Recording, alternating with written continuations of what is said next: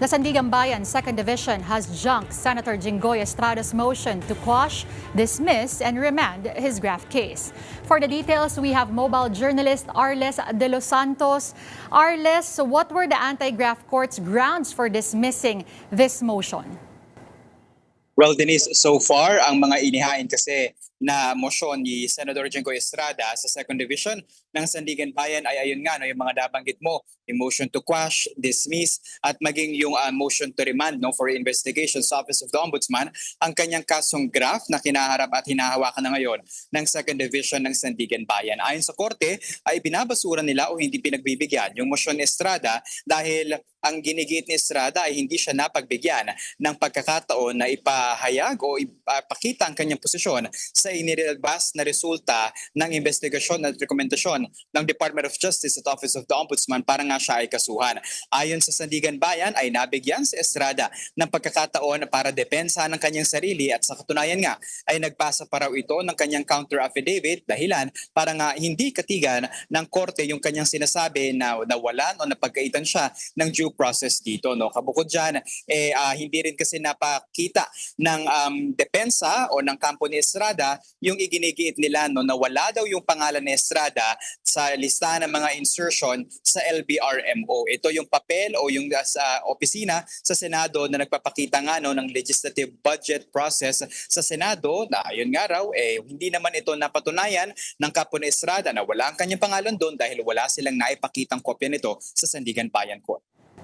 Okay, may desisyon na rin ba, Arles, doon naman sa kaso ni former DPWH Secretary Manuel Bonoan?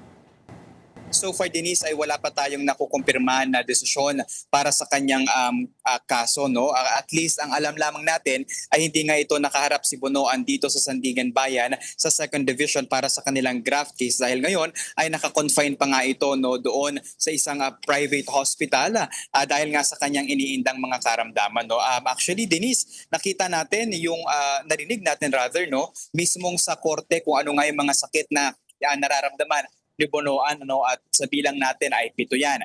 Ayan ay yung acute coronary syndrome, chronic kidney disease, prostate cancer, type 2 diabetes, L4 to L5 back pain sa spinal cord, gayon din yung carcinoma at heart failure. Dahilan nga para hindi mabasahan ng sakdal si Bonoan. Okay, Arles, kamusta naman yung iniindang sakit ni Senator Jinggoy Estrada? Kasi may reports din earlier na may osteoarthritis. Tama ba sa kanyang mga tuhod? Did they also provide medical records to support those claims?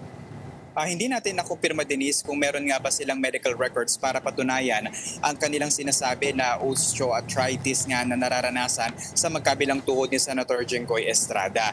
Pero ayon sa kanyang attorney na si Attorney Noel Ostrea ay tila daw may effusion doon sa magkabilang tuhod ni Estrada at nahihirapan nga ito na umupo ng matagal or tumayo ng matagal. At actually kanina habang dinidinig yung kanyang mga motion ay humingi ng pahintulot si Estrada na maaari ay lumisan na siya sa online video conferencing dahil hindi siya personal na humarap. Gusto niya na sanang umalis or ma-excuse doon sa pagdinig dahil matagal yung kanyang panahon na nakaupo. At sabi niya, sumasakit daw yung kanyang tuhod. Pero sabi naman ng korte, manatili siya hanggang matapos na lamang yung kanyang pangamosyon na dinidinig. At ayon mismo din sa kanyang abogado Denise na si Attorney Ostrea, baka daw i-consider nila yung hospital arrest din para kay Senator Jinggoy Estrada. All right, thank you for that report. Again, that was mobile journalist Arles de los Santos.